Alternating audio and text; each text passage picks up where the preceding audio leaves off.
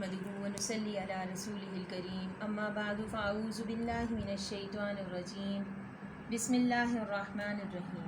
پیارے ناظرین، آج میں آپ کی خدمت میں ایک بہترین عمل لے کر حاضر ہوئی ہوں۔ ناظرین، آج کل کے اس دور میں ہر دوسرا بندہ دل کے عارضے میں مبتلا ہے اور دل کی طرح طرح کی بیماریوں نے ہم انسانوں کو گھیر رکھا ہے۔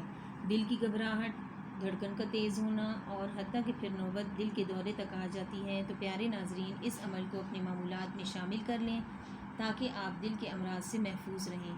اللہ رب العزت کے کلام میں ایک خاص تاثیر ہے، دل کا سکون ہے۔ پیارے ناظرین، اس عمل کو بعد از نماز فجر دایاں ہاتھ دل پر رکھ کر 7 بار پڑھنا ہے۔